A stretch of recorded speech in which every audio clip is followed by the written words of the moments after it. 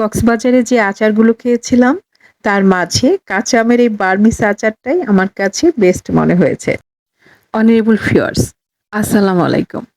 কাছে দূরে যে যেখান থেকে আমার ভিডিও দেখছেন, আপনাদের সবাইকে আমন্ত্রণ জানাচ্ছি আমার নতুন রেসিপিটি দেখার জন্য। আমি বিন্দু, ময়মনসিংহ থেকে। আজ আপনাদের সাথে শেয়ার করছি কাঁচা আমের বার্মিস আচার। টক ঝাল মিষ্টি এই আচারটা খেতে কিন্তু দুর্দান্ত মজার হয়। কোনো রকম রোদে দেওয়ার ঝামেলা ছাড়াই এই আচারটি তৈরি করে নরমাল ফ্রিজে সংরক্ষণ করতে পারেন ১ বছর পর্যন্ত। আচার তৈরি করার জন্য আমি এখানে কাঁচা আম নিয়েছি ৩ টে। আমগুলোকে খুব ভালোভাবে ধুয়ে খোসা ছাড়িয়ে এভাবে ফালি করে নিয়েছি। এই আচারটা তৈরি করার জন্য ভেতরে শক্ত আঁটি হয়েছে এই ধরনের আম সিলেক্ট করার চেষ্টা করবেন।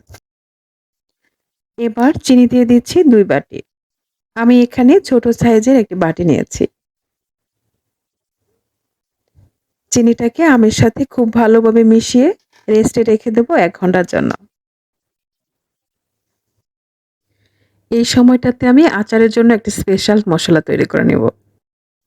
৪ টে নিয়ে নিয়েছি শুকনো মরিচ, মৌরি ১ চা চামচ, ধনিয়া নিয়েছি ১ চা চামচ, ১ চা চামচ নিয়ে নিয়েছি পাঁচফোড়ন, হাফ চা চামচ দিয়ে দেব কালো জিরা। এবার সবগুলোকে হালকা আঁচে টেলে নিচ্ছি। খেয়াল রাখবেন এই মশলাটা যেন পুড়ে না যায়। আমার মশলাগুলো ভাজা হয়ে গেছে। এবার এগুলোকে একটি পাটায় বেটে একদম পাউডার বানিয়ে নেব। আপনি চাইলে ব্লেন্ডারে ব্লেন্ড করে নিতে পারেন।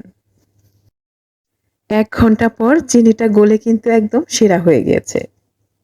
এই পর্যায়ে শিরাটুকু সহ একটি প্যানে ঢেলে নেব আর চুলায় বসিয়ে দেব। চুলার আঁচটাকে মিডিয়াম টু হাই রেখেছি। আমগুলোতে যখন বলক চলে এসেছে এই পর্যায়ে আমি দিয়ে দিয়েছি হলুদের গুঁড়ো হাফ চা চামচ, মরিচের গুঁড়ো দিয়ে দিয়েছি হাফ চা চামচ, ১ চা চামচ দিয়ে দিচ্ছি লবণ। এবার সবগুলোকে আলতোভাবে নেড়ে-চেড়ে মিশিয়ে নিচ্ছি। এখানে অত বেশি নাড়াচাড়া করার প্রয়োজন নেই, তাহলে কিন্তু আমগুলো ভেঙে যেতে পারে। আচারটা প্রায় রেডি হয়ে গেছে। এই পর্যায়ে যে স্পেশাল মশলাটা রেডি করে রেখেছিলাম ওটা দিয়ে দিচ্ছি। মশলাটাকে হালকাভাবে নেড়ে-চেড়ে মিশিয়ে নেব আর শিরাটাকে আর একটু টেনে নিতে হবে। আশা করছি আজকের রেসিপি আপনার অনেক ভালো লেগেছে। রেসিপি ভালো লাগলে চ্যানেলটাকে সাবস্ক্রাইব করে নিয়মিত চ্যানেলের পাশে থাকার জন্য অনুরোধ জানাচ্ছি। আপনার আচারটা পারফেক্টলি হয়েছে কিনা কিভাবে বুঝতে পারবেন ওটাও দেখিয়ে দিয়েছি। যখন শিরাটাকে এভাবে হাত দিয়ে ধরলে লম্বা সুতোর মতো হবে, এই পর্যায়ে বুঝে নেবেন যে আপনার আচারটা একদম পারফেক্টলি হয়ে গেছে।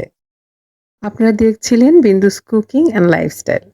আবার দেখা হবে নতুন কোনো ভিডিও নিয়ে আমার পরবর্তী এপিসোডে। এ পর্যন্ত সবাই অনেক ভালো থাকবেন। শুভকামনা সবার জন্য।